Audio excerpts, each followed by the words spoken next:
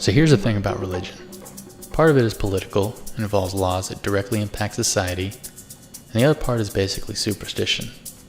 These values, the superstitious ones, I categorized as inconsequential. The Bible contains 9 of these values. For example, do not eat food sacrificed to an idol. But hey, guess what? Complexity.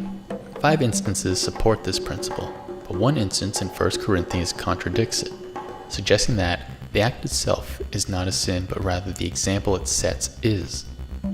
Again, we have to modify to account for this, and are left with, do not eat food sacrificed to an idol unless there are no witnesses. It turns out this was not predated by other cultures. In fact, the banning of idolatry itself was based on Jewish xenophobia toward foreigners that essentially demonized all superstitious pagan behavior. And this perfectly demonstrates why this is an inconsequential value. Is anyone besides God harmed if someone worships an idol? How does this behavior damage society in any observable way? For this value to have any merit, we must not only prove God's existence, but also verify His condemnation of idolatry outside of human perception.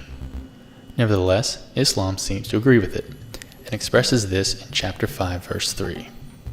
The banning of idolatry and eating food sacrificed to idols accounts for 2 of the 9 inconsequential values, and the other 7 are, in fact, predated and therefore unoriginal. And as for Islam, only 1 inconsequential value did not match up. No one with birth defects can give sacrificial offerings. I hesitate to even bother expanding on this, but I will. First of all, sacrificial offerings. We're not talking about tithing, we're talking about burnt offerings, grain offerings, the kind of thing no one does anymore. Secondly, one thing Christianity is obsessed with is purity. Whether it's virginity or birth defects, if you are impure, God wants nothing to do with you. I get the whole misogynistic obsession with virginity. Solomon had 700 wives and 300 concubines. But birth defects? If we're all tainted by sin, aren't we all impure to some degree?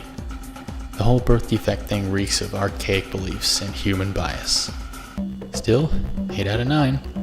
The love affair continues.